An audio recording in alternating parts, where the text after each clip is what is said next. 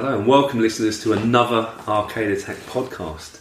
So today I'm going to chuck the cat amongst the pigeons. Alongside me I've got the ever trustful Dylan. Hello. And good old Keith. Hello.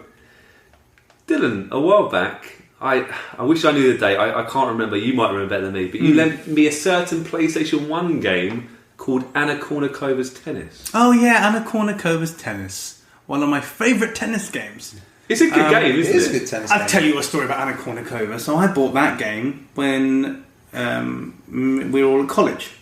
I bought it from a now defunct website called something or other that actually sold it for half price. Wow. So I got a bargain. That was only about £15 for a PlayStation 1 game, brand new at the time. And what did you do with that game? I played it to death, and then I said, oh, my good friend Adrian has a PlayStation, so I will lend it to him, and he can see how great tennis games can be, because... that's a nice story. And you trusted me, didn't you? Oh, so very much. I played the game. I actually liked the game. I played it on my PlayStation 2, even though it was a PS1 title, wasn't it? And I liked the game. And it was often in my PS2, often. Oof. Bad news. When you say too often? I would say too often. Because I feel a bit bad, even today, even though it's probably 20 years ago, but one day, my brother Chris knocked on my door and said, he said, oh, if you lend me your PlayStation 2, I'll bring it back in a month's time and it will be magically improved. Oh. No questions asked. Was he going to put some Go Fast subscription in? I would have asked some questions. I asked, at the time, in all truthfulness, I wasn't really playing the PS2 that often. I was a PC gamer then. In my Championship Manager and stuff, you know. And I thought, hey ho, just do it, let's see what happens. And my brother Chris, true to his word, returned the PS2. And what had he done to it, you may ask? What did he do? Painted it gold? He had... Well, that's a good guess. It's not the M word. He had apparently taken it to someone he knew and he chipped it, he modded it. No. Naughty. Not I knew nothing about this rule. No. Yeah, and he... Agent's innocent. Completely innocent. And he put the set up, he loaded it all up and said, look... with this, and there's a USB stick with this USB stuck in, and with the special disc inserted, the special sort of write over disc, you can play whatever game you wish. So the disc basically has to be in the system all the time. At all times, you got the memory stick. So it plugged fudges in. it makes it think that that's the game that it's playing. I have no idea how it works. And I kind of get, yeah, kind of. It's clever. Yeah. Before I gave the PS2 to my brother, I should have checked what disc was in there. Because it was a certain game that Dylan lent me. No! I'm sorry, Dylan. I can't believe this unscrupulous modder kept your copy of Anna Kournikova's Tennis. No, he had to overwrite it. Oh, he used that as He the disc. assumed that the disc... Because he assumed... I think Chris I see. kind of assumed that as the disc I That's gave the as well. fudger. It got used as the fudger. And a Fudger Kournikova. And a fudger Kournikova. And you can no longer play Anna Kournikova. It was white. No. Oh, I was a little bit awkward. Painful. And it, What that did prompt me to do was buy the sequel on the PS2. I had a PS2 at the time then, which is not as good. So if you want a tennis game, I didn't even know there was a sequel.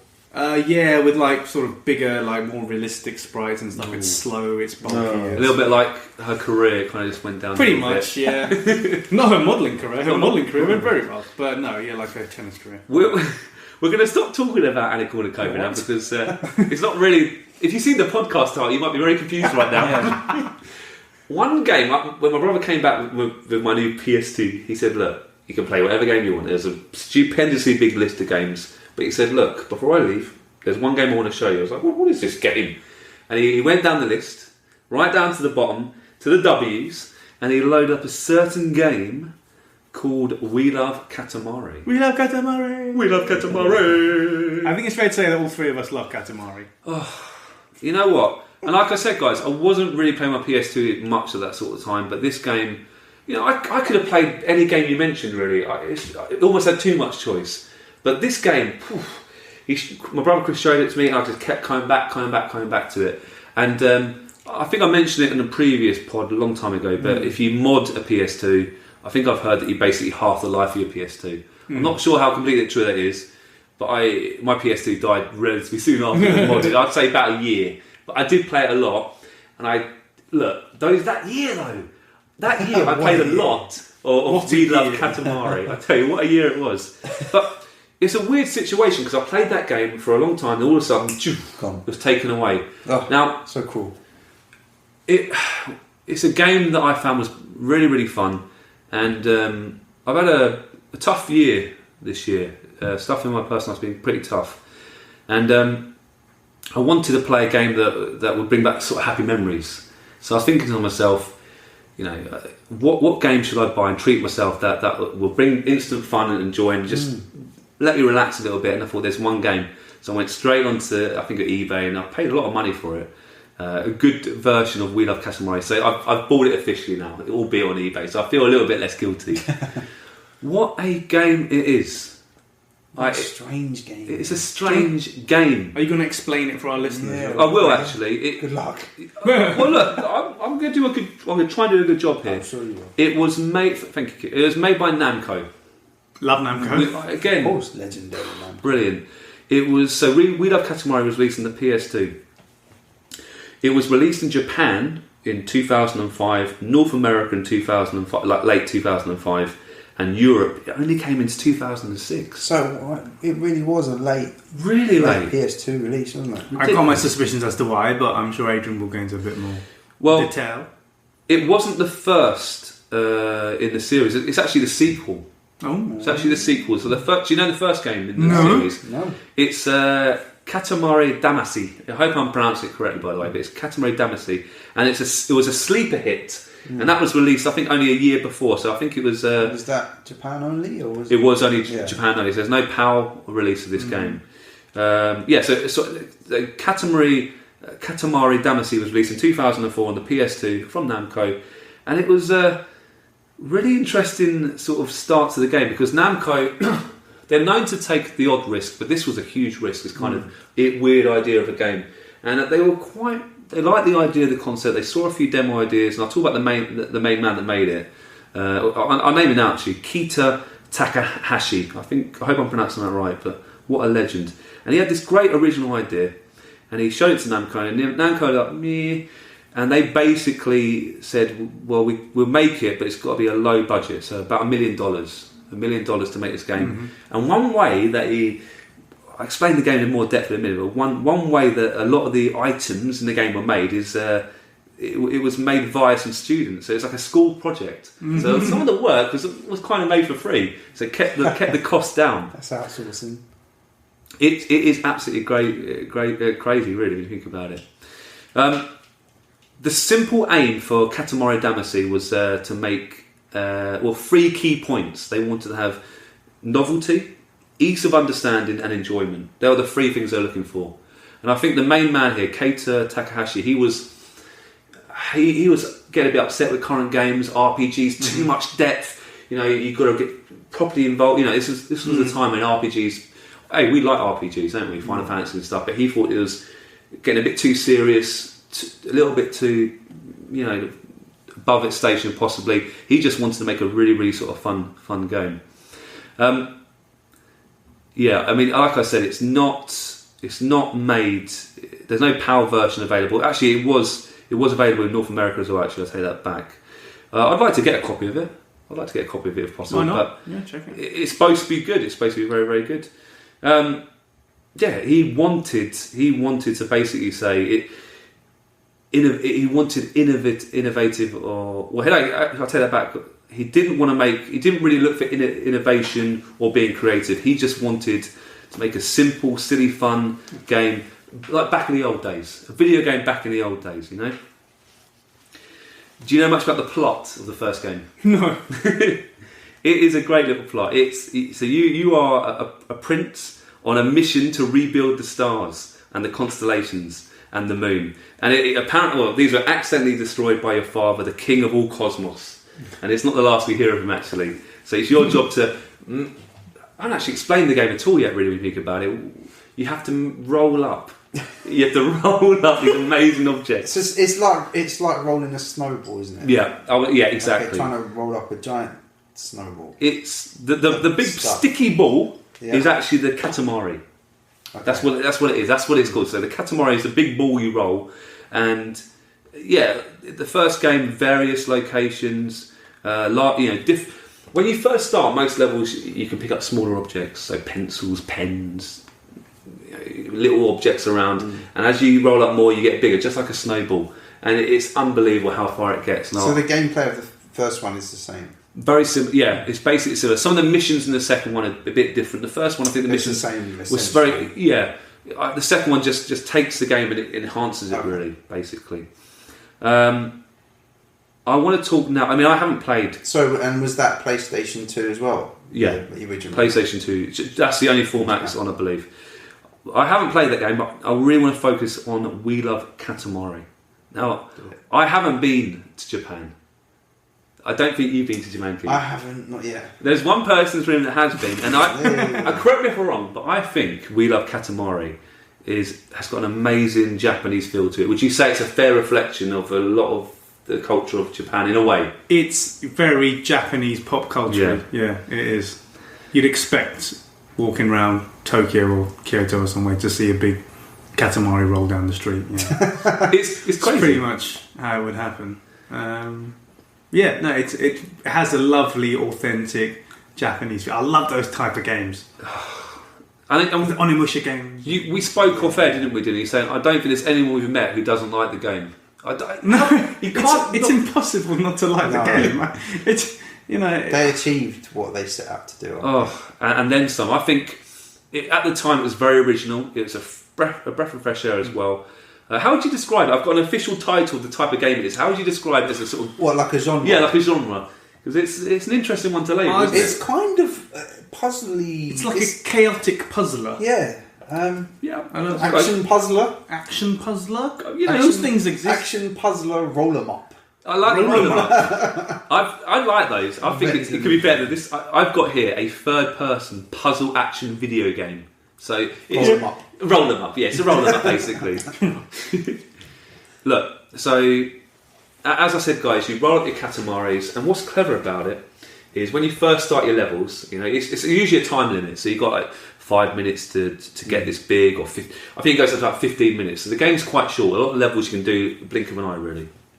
And when you first start, you can only access certain areas, but as you get bigger, you can roll up bigger things. And you get access to bigger areas. And I will talk more about how big you can get, but it's incredible. Absolutely incredible. Mad. Do you want to hear the story of We Love Katamari? Yes. So we know the first sort of game, don't we?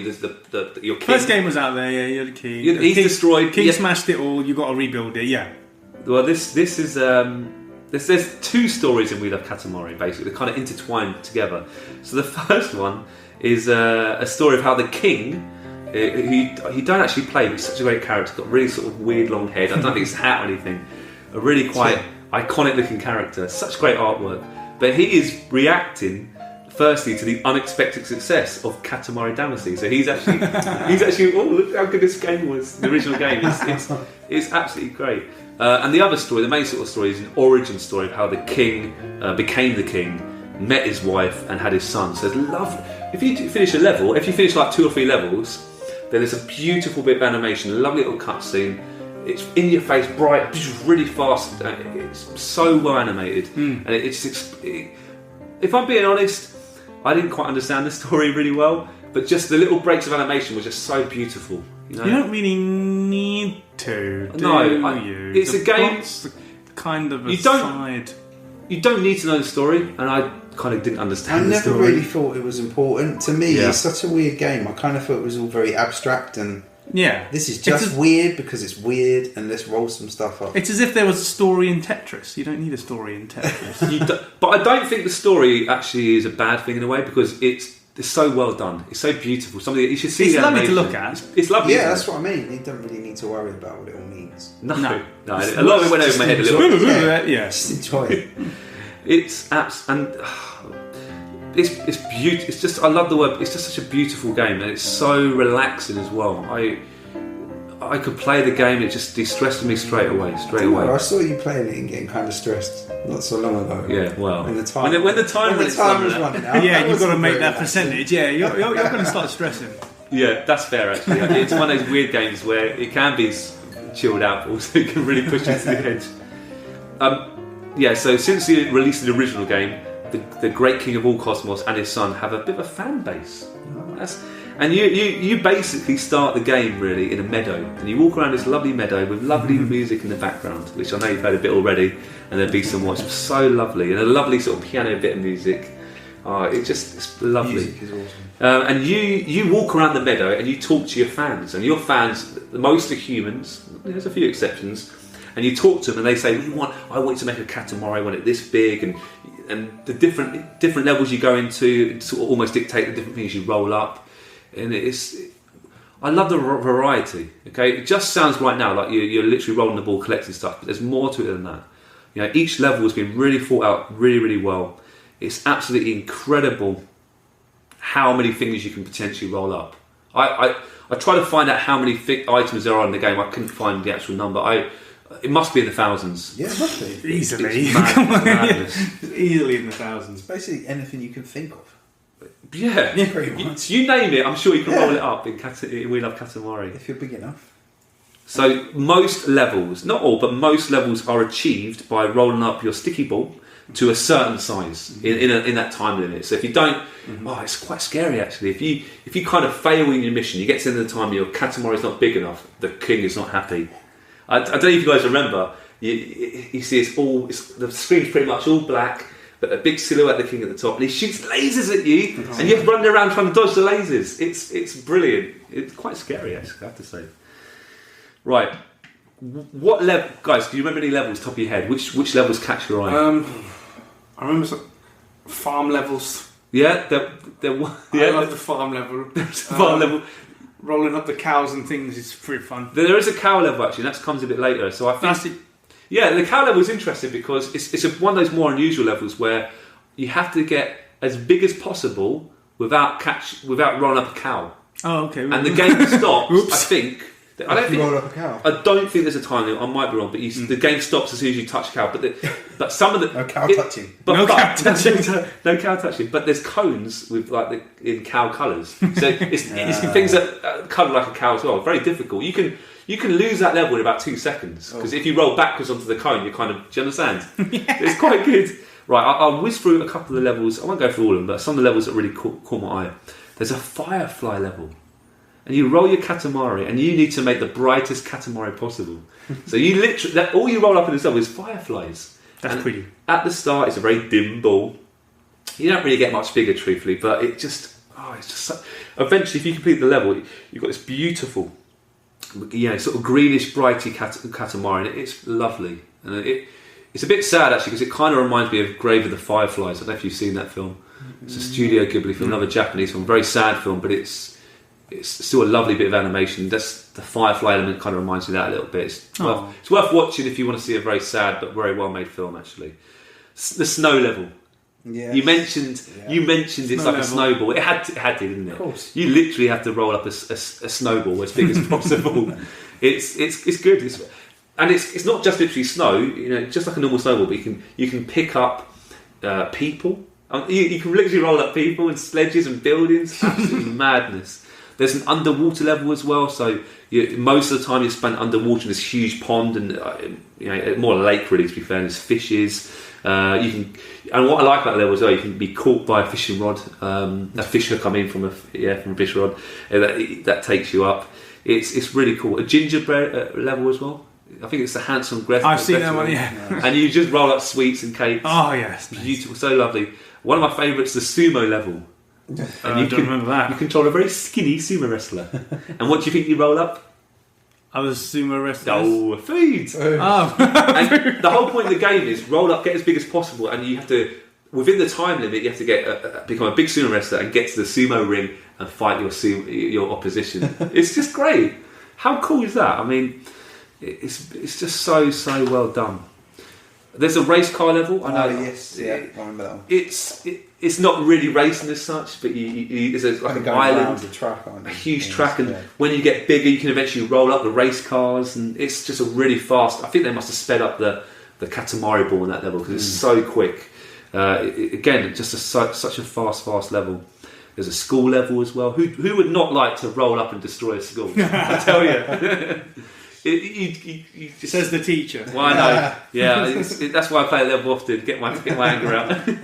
Again, what I like about it is, you'd think, wow, you're rolling up human beings. Sure, that's disgusting, and how could that be a fun? No, because the way they stick in the ball and they flail their legs around is hilarious. I didn't mention it actually, but obviously when you roll your ball, you've got to have a little bit of strategy about it. Because if you roll something that's particularly long, it gets in the way of other things. You don't roll as easy. You boom, and you have to roll it really awkwardly. So you have to think about it carefully. And before I do any more levels, actually, I should have mentioned this: the controls. How do you control the Katamari? It's just with two the sticks, isn't it? With the analog sticks. The two analog sticks. Push both forward, go forward. Push both back, you go back. One up, one down. It goes left and right. It's such an easy game to pick up. My 5-year-old can play it. You know, he gets it. He understands it. It's that easy. My favourite level, though. My favourite level is the elephant level. You talk to an elephant in the meadow. And what I like about this level is I think you're given 15 minutes, which is, I think, by far the longest time in the game. And again, you start off very small. And again, you're a little kind of open sort of field, like a sort of park area, and you pick up little small things. The size of your Katamari is ridiculous. It is absolutely crazy. You can grow so big in this. What's clever about the game, actually, and I think it's really quite clever how they did this, is as you get bigger, the sort of screen zooms out a bit, and like when you first play the first level, you can pick up cans of Coke and stuff like that. When you zoom out, that's no longer available. Do you understand? But it's done very, very cleverly. There's like there's a couple of loading screens as you get different sizes, but it opens up more doors, and they show you now you're this big and you get past this area. And guys, I tell you, man, this level, I thought I was proud of myself. How big do you think I ever got my biggest Katamari in this level? I think it's the level where you can get the biggest. It's in centimetres and metres wide. How wide do you think my Katamari? And I'm proud. 5 kilometres. No. Well, actually... Yeah, 5,000 metres. Not quite that, actually. Oh, sorry. That's a good guess. That's quite... 4,000 metres? No, I was quite proud of my... 2,000 metres. Well, that's a very good size, actually, but my record so far, and I'm sure people on the podcast going, oh, that's not very good, is 1,500 metres. Oh, sorry, mate. I went in way over the top there. So. It's alright, you kind of burst my bubble a little, burst my Katamari. But when you get this big, I'm talking, you can pick up the Eiffel Tower. That's what I like, you can pick up landmarks. Yeah. There's the House of the Parliament, Eiffel Tower. You name any famous landmark, you can roll it up. You can... monsters, I think Godzilla's in it as well, clouds, islands, aeroplanes, just absolutely incredible. Now I've been doing a bit of digging around and I was quite proud of my record, but actually you can apparently, and I checked it on YouTube, and it is true, you can get your Katamari to 3,600, if not a tad more, size in that level. Boom. And do you know what, I think, and again I might be wrong, but I think the biggest thing you can collect... What do you think the biggest thing is you can eventually pick up? I don't think you know the answer to this. The Vatican. It's not the Vatican. No. I think you can get it anyway, actually. The biggest thing. I've spoke about this thing/person earlier in the episode, and I told you already.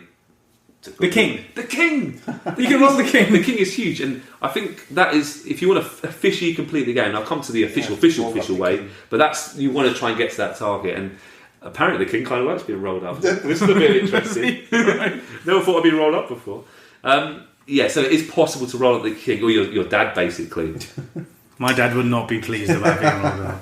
Now, when you start the game, you start as this green character. I should know his name, I apologise, but this green prince. And when each level, I think there's at least one cousin hidden, and you can roll up your cousin. And if you roll up your cousin, you can then play him. You can access him in the meadow. He's just walking around the meadow. You click on him, and you can play as him. Oh, cool. And in different levels, there's hidden presents. So there's different hats and stuff like that. And if you roll those up, you can put those on the game as well. So it's a lot of replayability. Yeah. It wants you to go back, and if you do a certain level, they say, well done. If you do complete a Katamari, the king says, well done. He chucks it into the sky. You've made a new sort of cosmos. Do you understand? That's it. I remember that. Yeah, it's quite. It looks lovely. And actually, what's good about it is the king's just throwing it nonchalantly in the air with his hand, and one of the humans is on his hand. So, oh yeah, well done. One of your fans, and it's like a very zoomed out version of the Katamari you literally roll. So I don't know how they did that. They got your Katamari in the game you roll the previous level. It's that actual Katamari. It's not just a little. It's just such little touches like that. It's just absolutely amazing. And the music, so funny. Fits the Japanese. Game it's Japanese. Such a great reflection of the game. I love it. Isn't it? It's really varied and just all mental. And I love, and it hasn't. The sound effects are good as well, and it's got a little bit of speech. So on the meadow, basically the meadow's about 4 or 5 screens. So you're on one screen, you see about 3 or 4 people, and they randomly talk. So they go, "Your Majesty, Your Majesty, Your Highness." My favourite one is "Save the pandas, save the pandas." It's just such good little personality bits. I really love it. It's a game bursting with personality. It really is. It's so bright. Yeah. The colours just burst down the screen. I think it's a late PS2 title, but it is. I still think they pushed that console to its limits. I really do think it's such a smooth, easy to play game. You'd think there is a few load times in the levels, truthfully, as you get bigger, as you could expect, but it's just so easy to play and smooth, and it rolls really well. I don't trying to think of a game that is that fun and easy to pick up and just so engaging. I don't know if there's many that can rival We Love Katamari in that sense. It's quite a rare thing, I think. Yeah, for a game to be that instantly playable, and like you said about your 5-year-old being able to play it. Yeah, the kind of game that anyone could pick up, even people that don't really play games. Yeah. So beautiful. Yeah, quite a rare thing. Even the load up screen I like, because I said it was made by Namco, and there's 3 save points, and you can literally, when you load up your game, you choose what part of Namco. So NA is a save point, MC, and do you understand? Or M is one of the save points, and you just roll into the save point at the start of the game. I really did appreciate that. And guys, I spoke already about coming back and playing it often. There's a co-op mode. We haven't tried that yet. I think we've done something else. We didn't even know there was a co-op mode. How do you reckon a co-op mode would work on this game? How do you... I don't know. One of you does one of the sticks. Yeah, basically. So basically, if you both want to move forward, you both have to... Push forward. forward. So that's a nightmare. So one person can on the left analog, other person the other controller can on the right analog. Oh, okay. You have to work together. Now, if you can do the normal levels like this, but you're given a bit of extra time because it's a little bit more clumsy, isn't it? Cumbersome. Just a bit. But very, very fun. The other way you can play the game is the battle mode. Yes, which I know I played with Keith. Yeah. I don't know if I played that with you. I can't remember. But that's when you compete basically to see who can roll up the most items in the time limit. Is that a split screen? It was a split screen. Yeah, I think we have played that. Yeah, so it's basically there's 2 sort of ways of completing that way. The person who collects the most items in a certain time limit, or the first person to roll up a certain object first. And these certain objects you can only roll up when you get to a certain size. That's it, because you've got to get the Katamari to a certain size to pick up. Exactly. A house or something. Yeah. I love it. I love that. I love how I think they could have got away with not adding that. I don't. It's just such a nice little bonus though to it. Mm-hmm. I don't think the original game, Katamari Damacy, had that. I think they added it on it. Mm-hmm. They might have had the battle mode actually, but not the co-op. If I'm being honest. What do you? There's one final level. I've never accessed it. You got to complete all the levels. You got to roll up all the cousins, I believe, and then you unlock a special level, the rose level, flowers. Okay. Now, how many roses do you think you have to roll up to complete the game fully? Whoa, they're going to make it difficult, obviously. It is difficult. 3. It is a bit more than 3. A dozen. More than a dozen. 64. It's a good number. Well, we're just purposely doing them low. 1 million. You have to roll up 1 million roses. Now, alright, in the level there are individual roses, so 1 rose, and there are some bouquets that are worth 10 roses. Ooh. But, still 1 million. How long does that take? Well, look.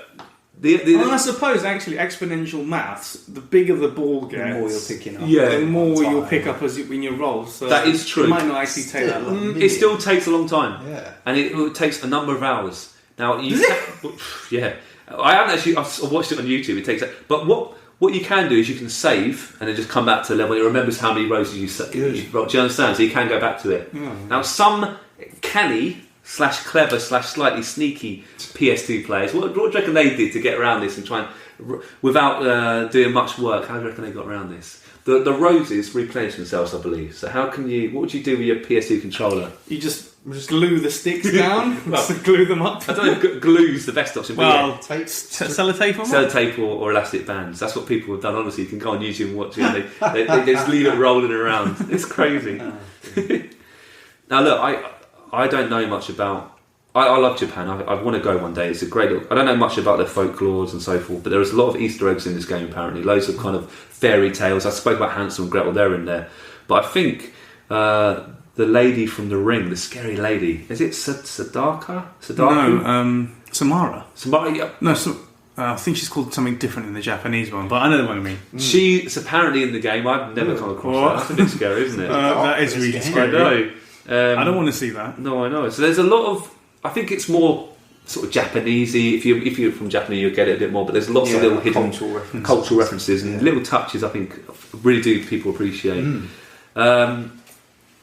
Brilliant. Okay, the character, the prince, became a bit of a mascot for Namco. This was a big hit. For Namco. You know, and they were reluctant to make the first game, but they realised, well, you know, they're onto a winner here. And the mascot actually went alongside Pac-Man a little bit as kind of their mascot for a few years.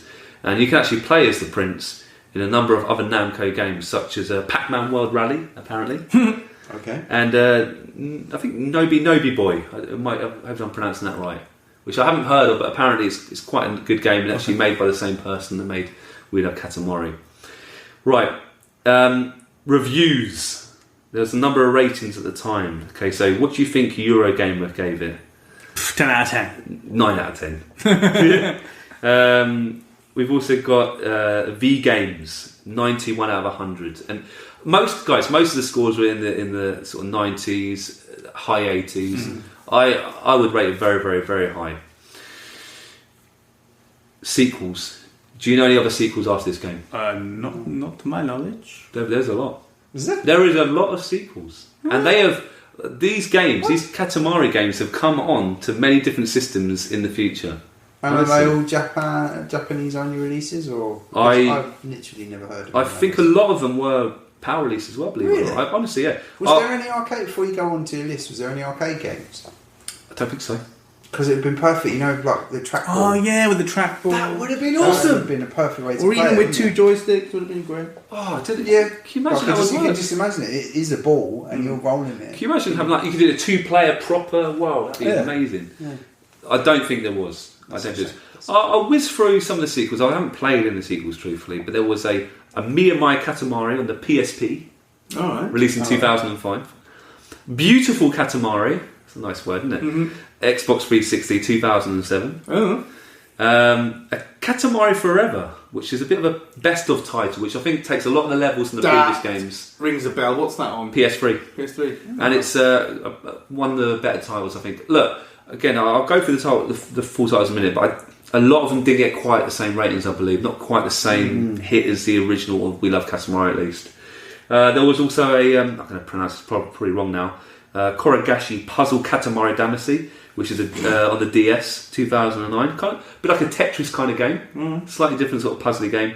And there was I like this title, Touch My Katamari. On the, guess where did that go?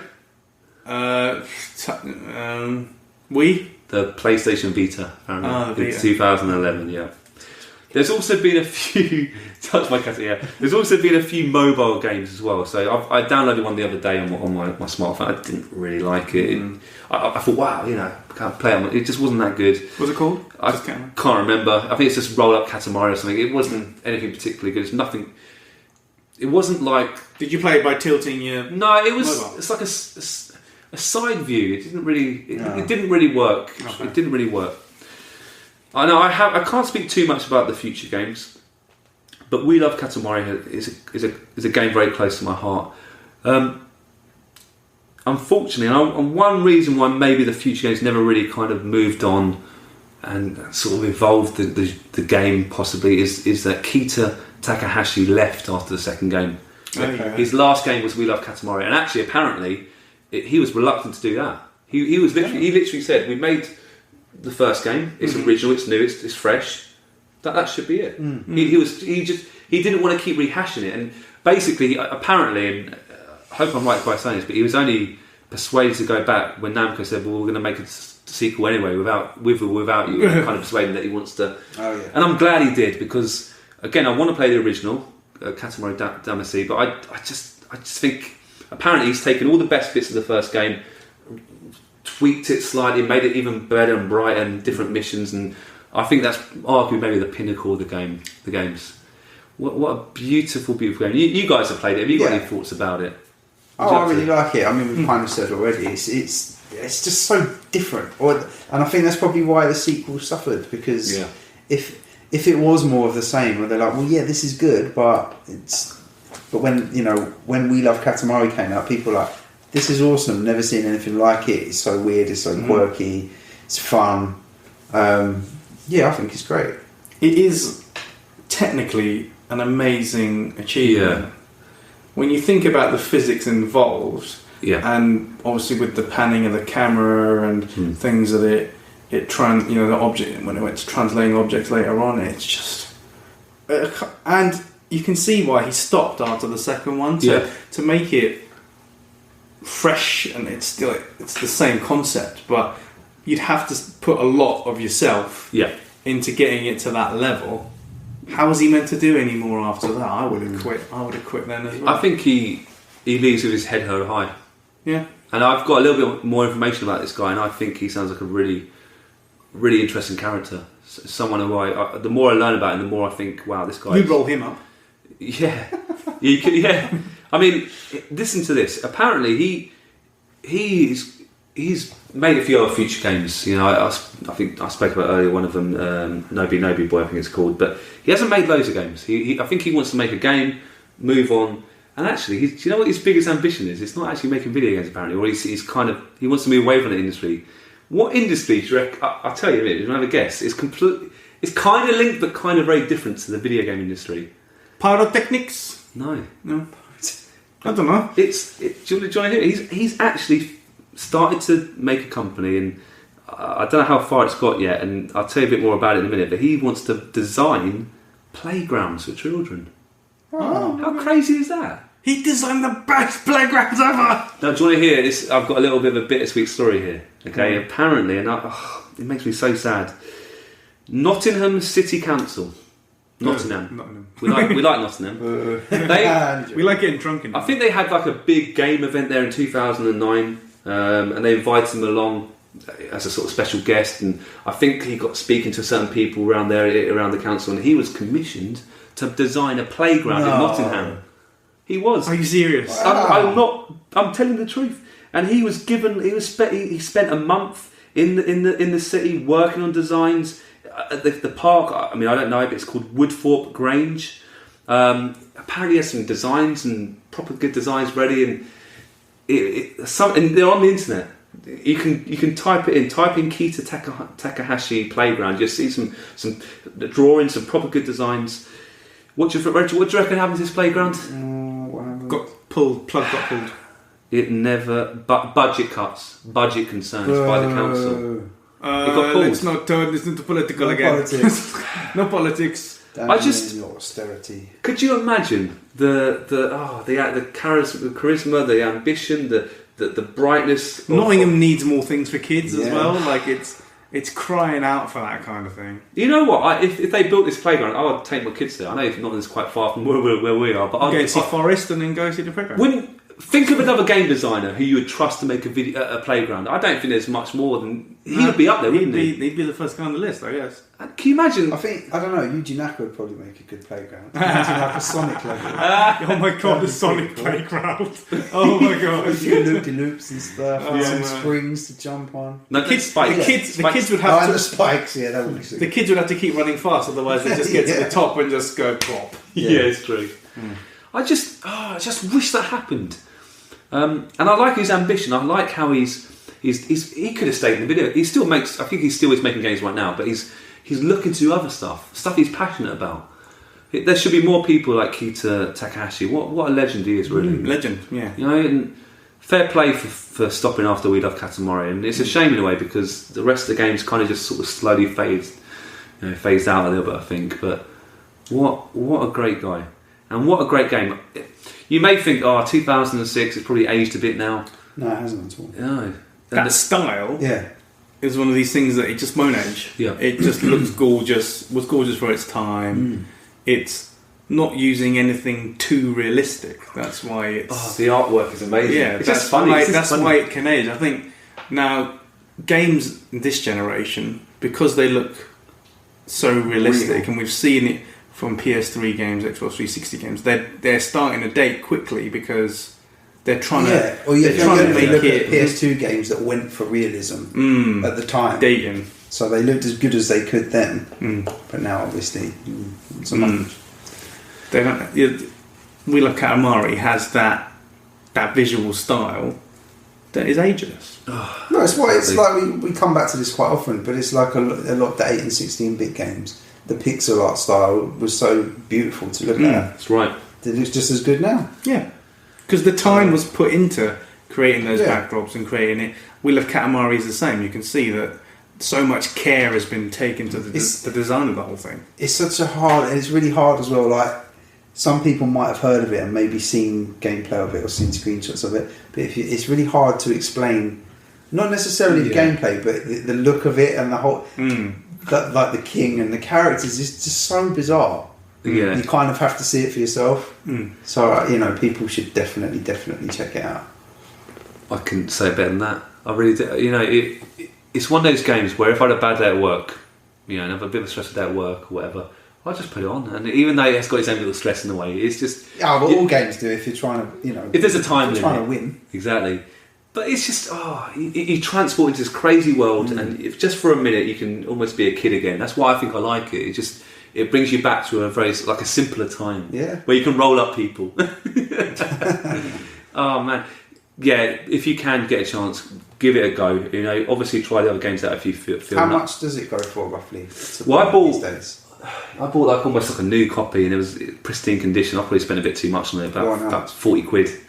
Yeah, but I think you can get it cheaper for like used copies. But I felt a bit guilty. I would just get the disc. Was that like a I just want to play it. I felt a bit guilty getting the modded version before, so I thought I kind of owed it, even though it was going to eBay. So it's not really helping anyone, is it? It was a big hit, wasn't it? So it's probably quite easy to get hold of. Yeah. Yes, Cool. definitely. So if you're ever in a sticky situation to play a game and you're looking to roll up and have some fun, maybe try We Love Katamari.